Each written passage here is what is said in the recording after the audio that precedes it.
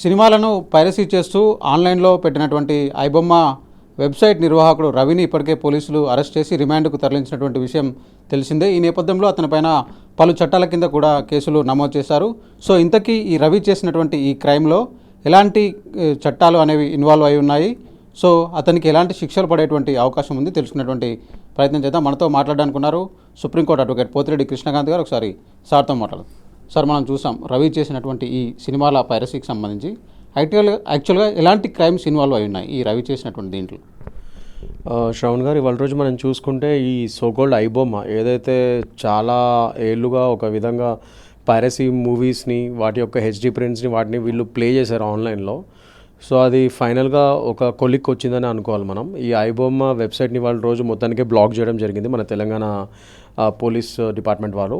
At the same time with the help of cyber security, cyber police, Cyberabad police and cyber crime department వాళ్ళు అందరు కలిసి ఈ operation చేసి మొత్తానికి సక్సెస్ అయ్యారు. ఈ ఇమండి రవి అనే అతన్ని, ఎవరైతే ఈ ఐబొమ్మ నిర్వాహకుడో అతన్ని పట్టుకొని ఫైనల్ అరెస్ట్ చేయడం జరిగింది. సో ఇతని మీద ఇప్పుడు ముఖ్యంగా కాపీరైట్స్ యాక్ట్ ఒక సెక్షన్స్ పడతాయి, ఇన్ఫర్మేషన్ టెక్నాలజీ యాక్ట్ 2000 సెక్షన్స్ పడతాయి. అట్ ద సేమ్ టైము ఇంకా ఒకవేళ ఏమైనా ఈయన చీటింగ్ కానీ ఇంకేమైనా క్రిమినల్ బ్రీచ్ ఆఫ్ ట్రస్ట్ అలాంటి పరంగా చూస్తే క్రిమినల్ సెక్షన్స్ బిఎన్ఎస్ కూడా పడుతుంది. ఇప్పుడు latest Bharatiya Nyaya Sanhita IPC. So at the same time ఇక్కడ ముఖ్యంగా మనం ఇంకా తెలుసుకునేది ఏంటంటే, ఇక్కడ బెట్టింగ్ యాప్స్ కూడా అవి కూడా అతని వెబ్సైట్స్లో ప్రమోట్ చేస్తున్నాడని చెప్పి మనకి తెలిసి వచ్చింది. సో దాని ప్రకారంగా ఇప్పుడు యాంటీ గేమింగ్ బిల్ ప్రకారంగా కూడా ఇప్పుడు లేటెస్ట్గా చూసుకుంటే ఆ సెక్షన్స్ కూడా పడతాయి ఇప్పుడు అతని మీద. ఒకవేళ అవి నిజమని ప్రూవ్ అయితే గేమింగ్ యాప్స్ని కూడా అతను ఇలీగల్ బెట్టింగ్ యాప్స్ని కూడా ప్రమోట్ చేస్తున్నాడు అంటే అతని వెబ్సైట్లో. సో అదొకటి పడుతుంది. అట్ ద సేమ్ టైం ఈ బెట్టింగ్ యాప్స్ యాడ్స్ అన్ని రన్ చేస్తున్నాడు కాబట్టి ఈ అమౌంట్స్, ఈ డబ్బులు అతనికి ఏ విధంగా వస్తున్నాయి, ఇతను ఏ విధంగా వాటిని హవాలా చేస్తున్నాడు ఏంటి, ఒకవేళ ఆ కోణం కూడా ఉంటే డెఫినెట్గా ఇక్కడ prevention of money laundering act, ఆ పిఎంఎల్ యాక్ట్ కూడా వర్తిస్తుంది. సో ఆ లెక్కన ఇక్కడ ఈడీ కూడా, ఎన్ఫోర్స్మెంట్ డైరెక్టరేట్ కూడా ఫ్యూచర్లో వచ్చి ఇతని మీద ఇన్వెస్టిగేషన్ చేసే ఛాన్సెస్ కూడా ఉన్నాయి. ఎందుకంటే మనకు తెలిసింది ఇప్పుడు ఇతను క్రిప్టో కరెన్సీ ద్వారా కూడా ఆ యాడ్స్ నుంచి డబ్బులు సంపాదించడం అది ఇది అని చెప్పి రకరకాల కథనాలు వస్తున్నాయి. సో దాని ప్రకారంగా ఇవన్నీ సెక్షన్స్ అతని మీద పడతాయి. సో ఇవన్నీ సెక్షన్స్ పడి దాని ప్రకారంగా అతని మీద ప్రాసిక్యూషన్ జరుగుతుందని అనుకుంటున్నాం. అంటే ఇక్కడ ఎవరైతే ఆ వెబ్సైట్లోకి వెళ్ళి సినిమాలు డౌన్లోడ్ చేసుకోవడం కానీ చూసిన వాళ్ళు ఉన్నారు, వాళ్ళ అందరి డేటా కూడా దాదాపు 50 లక్షల మంది డేటాను కూడా సేకరించినట్టుగా కూడా ఆరోపణలు వస్తున్నాయి. సో దానికి సంబంధించి ఎలాంటి చర్యలు తీసుకునే అవకాశం? 100% అండి. నేను ఇప్పుడు చెప్పింది అదే బిఎన్ఎస్. సో భారతీయ న్యాయ సంహిత ప్రకారం కూడా డెఫినెట్గా ఆయన మీద ఐపీసీ సెక్షన్స్ కూడా పెట్టే ఛాన్సెస్ ఉంటాయి. అంటే ఎంత డేటా చోరీ అయింది, ఒకవేళ చోరీ అయితే డెఫినెట్గా ఐడెంటిటీ థెఫ్ట్ సెక్షన్స్ కింద కూడా ఆయన మీద కేసులు పెడతారు. అట్ ద సేమ్ టైం ఇప్పుడు నమ్మించి ఫిలిమ్స్ అని చెప్పి ఆయన మోసం చేసి వాళ్ళ డేటాను చోరీ చేయడం అనేది 100% థెఫ్ట్ కింద వస్తుంది, ఐడెంటిటీ థెఫ్ట్ కింద వస్తుంది. సైబర్ క్రైమ్స్లోనూ దాని మీద ఐటీ యాక్ట్ కింద కూడా దాని మీద సెక్షన్స్ ఉన్నాయి, ఐపీసీ పరంగానూ సెక్షన్స్ ఉన్నాయి థెఫ్ట్ కింద. అట్ ద సేమ్ టైం 420 అవన్నీ కూడా ఇప్పుడు 318 what we call in BNS 420 cheating అవన్నీ కూడా పెట్టచ్చు. So criminal breach of trust అది కూడా వస్తుంది ఖచ్చితంగా. సో ఇవన్నీ సెక్షన్స్ కూడా అతని మీద క్రిమినల్ పరంగా పెట్టచ్చు. ఈ డేటా చోరీ కనుక అవన్నీ అతను చేసి నిజమైన తేలితే మాత్రం. సో ఆ విధంగా it's a huge Nexus. So డెఫినెట్గా ఇదొక విధంగా ఒక పెద్ద పోలీస్ డిపార్ట్మెంట్ ఈ విషయంలో సక్సెస్ అయ్యారని చెప్పి అనుకోవచ్చు.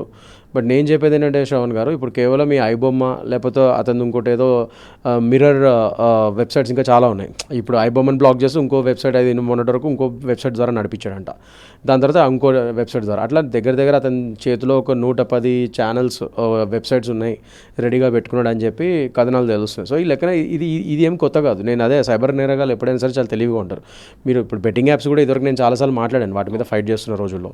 అవి ఏంటంటే ఇప్పుడు మీరు జస్ట్ ఈ గేమింగ్ యాప్స్ని బ్లాక్ చేయడం వల్ల ఏం రాదు, వాటి రూట్ కాజ్ వరకు వెళ్ళి మీరు ఫైట్ చేయాలనేది నా కాన్సెప్ట్ ఫస్ట్ నుంచి. సో ఇదైనా అంతే, రేపటి రోజు మీరు టెక్నాలజీని పెంచుకొని మీరు సైబర్ క్రైమ్ పోలీస్ వాళ్ళకు కూడా ఎక్స్ట్రా స్టాఫ్ అంతా ఇచ్చి వాళ్ళకి ఆ టీమ్ ఇచ్చి వాళ్ళని ఇంకా టెక్నాలజికల్గా ఇంకా బాగా వాళ్ళని ఇంకా ప్రోగ్రెస్గా చేసే వాళ్ళని. సో దాని ప్రకారంగా ఇలాంటి సైట్స్ని ఉట్టి బ్లాక్ చేయడం వల్ల మనకి ఇది పర్మనెంట్ సొల్యూషన్ రాదు. దాని ప్రకారంగా ఇప్పుడు మూవీ ప్రింట్స్ వస్తున్నాయి, ఇప్పుడు అంతా డిజిటల్ అయిపోయింది. సో ఈ మూవీ ప్రింట్స్కి ఇవాళ రేపు చాలా టెక్నాలజీ వచ్చాయి. అంటే ఇప్పుడు ఎలా కొన్ని క్యూఆర్ కోడ్స్ వస్తున్నాయి. ఇప్పుడు మనం వేరే దేశాల్లో చూసుకుంటే హాంకాంగ్లో కానీ లేకపోతే ఇతరత్ర వేరే సింగపూర్లో కానీ వాళ్ళు ఎట్లా చేస్తున్నారంటే మూవీస్ని ఏం చేస్తారంటే వాళ్ళు ఆ ప్రింట్స్కి వాళ్ళు సపరేట్ క్యూఆర్ కోడ్లు పెట్టేస్తున్నారు. సో సపరేట్ ఆ క్యూఆర్ కోడ్స్ ద్వారా దానికి ఒక సిగ్నేచర్ లాగా అనమాట అది. సో ఒక పలానా ప్రింట్ పలానా థియేటర్కి వెళ్ళింది అని, ఒకవేళ ఆ థియేటర్ నుంచి ఇది లీక్ అయితే ఆ సిగ్నేచర్ ద్వారా తెలిసేసుకుంటారు ఏ థియేటర్ నుంచి ఇది లీక్ అయిందని చెప్పి. సో పట్టుకోవడం ఈజీ అయిపోతుంది. సో ఇలాంటి కొత్త వాటర్ మార్కింగ్ అంటారు దాన్ని. సో వాటర్ మార్కింగ్ టెక్నాలజీని అవి కూడా తీసుకొచ్చి ఇలాంటివన్నీ యూజ్ చేస్తే, కొత్త టెక్నాలజీని తీసుకొచ్చి మీరు ప్రింట్స్, ఈ ఫిలిమ్స్ పరంగా చెప్తున్నాను, ఈ ఫిలిమ్స్ ప్రింట్స్ మీద వాటి మీద ఓటీటీ ప్లాట్ఫామ్స్ కూడా వాటర్ మార్కింగ్ ఇవాళ రేపు యూజ్ చేస్తున్నాయి చాలా పెద్ద పెద్ద హాలీవుడ్ కంపెనీస్. సో మీరు ఓటీటీ నుంచి కూడా మీ యొక్క మీ యొక్క ప్రోగ్రామ్, మీ యొక్క కంటెంట్ని ఎవరైనా ఇట్లా చోరీ చేస్తే దాని వాటర్ మార్కింగ్ టెక్నాలజీ ద్వారా ఎవడు ఎక్కడ ఏ సర్వర్ నుంచి ఇది కాపీ కొడుతున్నా డౌన్లోడ్ చేస్తున్నా తెలిసిపోయి ఆ సర్వర్స్ని వాళ్ళని, ఆ సర్వర్ ఎక్కడి నుంచి వచ్చింది ఏంటనేది వాళ్ళని సైబర్ క్రైమ్ చేసే వాళ్ళని పట్టుకోవడం ఈజీ అవుతుంది మీకు. సో మన తెలంగాణ పోలీస్ వారు కానీ లేకపోతే తెలుగు రాష్ట్ర 2 సైబర్ క్రైమ్ పోలీస్ వాళ్ళని నేను రిక్వెస్ట్ చేస్తున్నా, అదే మీరు టెక్నాలజీ పరంగా ఇలాంటి టెక్నాలజీని సింగపూర్ ఇవన్నీ వేరే దేశాలు ఏవైతే ఇట్లా యూజ్ చేస్తున్నాయో, ఆల్రెడీ పైరసీ పరంగా ఫైట్ చేస్తున్నాయో ఇట్లాంటి టెక్నాలజీని యూజ్ చేసి, సో అలాంటి టెక్నాలజీ మన ఇండియాలో కూడా తీసుకురాగలిగితే మన ఇండియన్ గవర్నమెంట్ కానీ స్టేట్ గవర్నమెంట్, ముఖ్యంగా తెలంగాణ స్టేట్ గవర్నమెంట్ గురించి నేను చెప్పేది ఏంటంటే ఇక్కడ పైరసీ ఎక్కువ ఉంది కాబట్టి, ఇండస్ట్రీ ఇక్కడే ఉంది కాబట్టి, సో ఈ టెక్నాలజీని పరంగా కూడా వాళ్ళు ఆలోచిస్తే సో డెఫినెట్గా నేరస్తులు పట్టుకోవడం, సైబర్ నేరగాలను పట్టుకోవడం ఈజీ అవుతుంది. సో పర్మనెంట్ సొల్యూషన్ వస్తుంది. ఊరికే ఈ వెబ్సైట్స్ బ్లాక్ చేయడం వల్ల ఇది టెంపరీ సొల్యూషన్స్ అంతే. అంటే ఇప్పుడు పోలీసులు పెట్టినటువంటి కాపీరైట్ యాక్ట్ కానివ్వండి, ఐటీ యాక్ట్ కానివ్వండి, సో ఇవన్నిటిని చూసుకుంటే జనరల్గా ఎలాంటి అంటే ఎంతకాలం పాటు శిక్ష పడేటువంటి అవకాశం ఉంటుంది? At the end of the day ఇవన్నీ జస్ట్ కాపీరైట్స్ యాక్ట్ ఒకటి, ఇన్ఫర్మేషన్ టెక్నాలజీ యాక్ట్ ఒకటి, అండ్ నేను చెప్పినట్టు ఐపీసీ ఒకవేళ ఇవన్నీ ఐపీసీ కూడా పెడితే అవి మాత్రం ఒక జస్ట్ 7 years అబవ్ ఉంటాయి. సో కానీ జనరల్లీ కాపీరైట్ కానీ ఇన్ఫర్మేషన్ టెక్నాలజీ యాక్ట్స్ ఇవన్నీ చూసుకుంటే కేవలం హార్డ్లీ 6 months to 3 years పడే శిక్షలే పడతాయి ఇందులో. కాకపోతే ఇందులో ఫైన్స్ హెవీగా ఉంటాయి. అతను ఎంత చోరీ చేశాడు ఏంటి, ప్రొడ్యూసర్స్కి ఎంత నష్టమైంది, సో దాన్ని బట్టి కాపీరైట్స్ పరంగా కూడా 5 to 10% ప్రొడ్యూసర్ యొక్క ప్రొడక్షన్ కాస్ట్లో 5 to 10% కూడా ఫైన్ వేసే ఛాన్సెస్ ఉంటాయి కాపీరైట్ యాక్ట్లో. ఐటీ పరంగా కూడా హెవీగానే ఉంటాయి ఫైన్స్. సో ఆ లెక్కన ఇతను ఎంత సంపాదించాడు, ఇప్పుడు ఆల్రెడీ మన కథనాలు చూస్తున్నాం, ఆయన బ్యాంక్ అకౌంట్స్ నుంచి ఎన్నో కోట్లు, ఒక 1-2 crores or 3 crores సీజ్ చేశారు అది అని. సో దాని ప్రకారం ఇది ఎంత సంపాదించాడు ఏంటి, ఆ మనీ లాండరింగ్ ఆస్పెక్ట్ కూడా నేను ఇందాక చెప్పినట్టు అది కూడా ఉంది. సో పిఎంఎల్ఏ యాక్ట్ ఒకవేళ వర్తిస్తే ఈడీ కూడా వచ్చి పిఎంఎల్ఏ యాక్ట్ కింద కూడా ఇతని మీద ఇన్వెస్టిగేషన్ జరిగితే అవి మాత్రం శిక్షలు ఒక 7 ఏళ్ళు పైబడే ఉంటాయి అవన్నీ. సో దాని ప్రకారంగా కొద్దిగా ఎక్కువ పడవచ్చు శిక్షలు, 7 ఏళ్ళు పైబడి పడవచ్చు ఇతనికి. అదే ఈ కాపీరైట్ పరంగా ఇన్ఫర్మేషన్ టెక్నాలజీ పరంగా చూస్తే 3 years, ఆ 6 months to 3 years ఆ విధంగా జైలు శిక్షలు పడతాయి. కానీ నేను చెప్పినట్టు ఫైన్స్ హెవీగా పడే ఛాన్సెస్ ఉన్నాయి. ఇంకా ఐపీసీ పరంగా చీటింగ్ అవి చూసినా కూడా అవి 7 years ప్లస్సే ఉంటాయి. అవి ఒకవేళ వర్తిస్తాయి ఇతనికి, అవి వర్తిస్తాయని అనుకుంటున్నాను. నాకు తెలిసినంత వరకు అయితే ఇతను చేసిన దాని ప్రకారం అయితే 420 క్రిమినల్ బ్రీచ్ ఆఫ్ ట్రస్ట్ ఇవన్నీ కూడా, ఎందుకంటే డేటా చోరీ అయింది కాబట్టి వాళ్ళు ఆరోపిస్తున్నారు కాబట్టి పోలీసు వాళ్ళు. అలిగేషన్స్ ఉన్నప్పుడు మరి అవి ప్రూవ్ అయితే అవి కూడా పడతాయి, ఆ సెక్షన్స్ కూడా, ఐపీసీ కూడా. సో ఈ విధంగా చూస్తే మొత్తానికి దగ్గరగా ఆయన 7+ years పడే ఛాన్సెస్ ఎక్కువ కనబడుతున్నాయి నాకు ఒకవేళ ప్రూవ్ అయితే. సో ఇంకొక మాట కూడా వినిపిస్తుంది, ఆయన ఇండియన్ పౌరసత్వాన్ని వదిలేసుకున్నాడు, సో కరేబియన్కి సంబంధించి ఒక చిన్న స్మాల్ కంట్రీకి సంబంధించిన పౌరసత్వం తీసుకున్నాడు.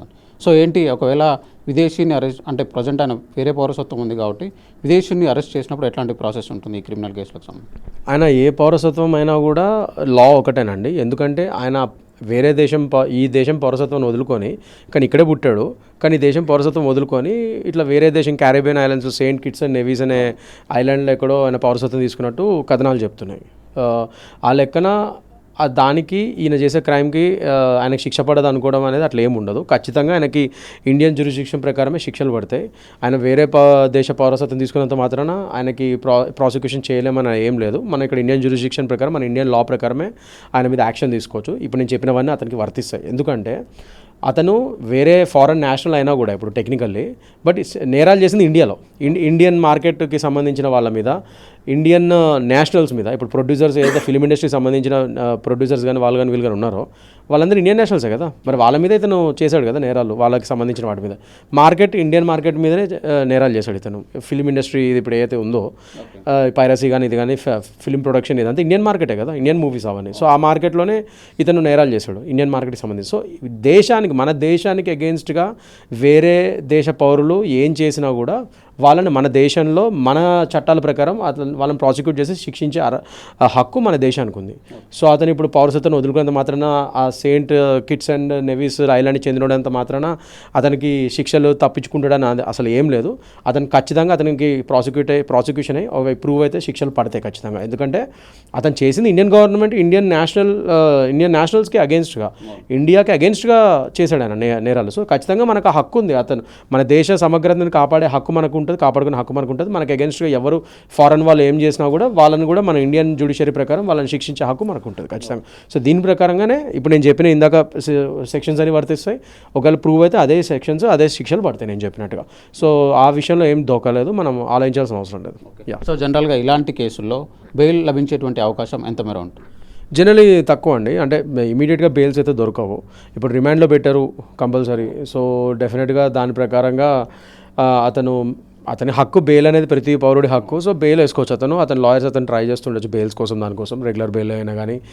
ఇంకా నెక్స్ట్ దాని తర్వాత ఇక్కడ రెగ్యులర్ బెయిల్ రిజెక్ట్ అయితే మనం మినిమం 2-3 టైమ్స్ వేసుకునే హక్కు ఉంటుంది లోవర్ కోర్టులో. అవి కూడా రిజెక్ట్ అయితే నెక్స్ట్ హైకోర్టుకు కూడా వెళ్ళే హక్కు అతనికి ఉంటుంది బెయిల్ పరంగా. కానీ వెంటనే దొరుకుతుందా అనేది మాత్రం ఇందులో ఇన్వెస్టిగేషన్ చేయాల్సిన అవసరం ఉంది. ఎందుకంటే అతను దొరికాడు. అతను పట్టుకున్నారు వీళ్ళు ఫిజికల్గా, అతని రిమాండ్లో పెట్టారు, పట్టుకొని ఎక్స్ట్రాడిట్ చేసి అతని రిమాండ్లో పెట్టారు. సో అలాంటి వ్యక్తిని అంత ఈజీగా బెయిల్ ఇస్తే మళ్ళీ అతను తప్పించుకునే ఛాన్స్ ఉంటుంది. ఎందుకంటే అతను ఇక్కడ ఫారెన్ నేషనల్ కూడా కాబట్టి ఖచ్చితంగా అతను ఫ్లైట్ రిస్క్ ఉంటుంది. బెయిల్లో మనం చూడాల్సింది మెయిన్ కండిషన్ ఏంటంటే జడ్జి వారు ఏం చూస్తారంటే ఇతను ఫ్లైట్ రిస్కా, ఇతను తప్పించుకునే ఛాన్సెస్ ఉన్నాయా ఒకళ్ళు బెయిల్ ఇస్తే, ప్లస్ బయటకు వచ్చిన తర్వాత ఎవిడెన్సెస్ని ట్యాంపర్ చేసే ఏమైనా ఛాన్సెస్ ఉన్నాయా, అట్ ద సేమ్ టైం విట్నెస్లను ఏమైనా బెదిరించే ఛాన్స్ ఉన్నాయా, ఇలాంటి 3-4 కండిషన్స్ చూసే బెయిల్ ఇస్తారు జనరలీ. సో ఇతను ఆ పరంగా చూస్తే ఇతను ఖచ్చితంగా ఫ్లైట్ రిస్క్ అనే విషయమే తెలుస్తుంది ఇక్కడ. ఎందుకంటే ఇతను ఫారెన్ నేషనల్ కాబట్టి ఖచ్చితంగా పారిపోయే ఛాన్సెస్ ఉన్నాయి. సో డెఫినెట్గా ఇతనికి బెయిల్ వచ్చే ఛాన్సెస్ మాత్రం ఇప్పుడైతే తక్కువే ఉన్నాయి. సో ఇంత తొందరగా ఇప్పుడైతే బెయిల్ వస్తుందని నేనైతే అనుకోవట్లేదు. సో ఇది ఓవరాల్గా చూసుకున్నట్లయితే పెట్టినటువంటి సెక్షన్స్ ప్రకారం చూసుకుంటే ఒక 3 years కాలం పాటు శిక్ష పడేటువంటి అవకాశం ఉంది. ఒకవేళ పిఎంఎల్ఏ లాంటి సెక్షన్ ఇంక్లూడ్ అయితే మాత్రం అది 7 years పైన కూడా పడేటువంటి అవకాశం ఉందని కృష్ణకాంత్ గారు అయితే చెప్తూ ఉన్నారు. ఇక ఇలాంటి కేసుల్లో బెయిల్ లభించడం అనేది ఇమీడియట్గా సాధ్యపడకపోవచ్చు అన్నటువంటి అభిప్రాయాన్ని కూడా ఆయన అయితే చెప్తున్నారు. వీడియో జర్నలిస్ట్ ఫణితో శ్రవణ్, ఏబిఎన్ ఆంధ్రజ్యోతి, హైదరాబాద్.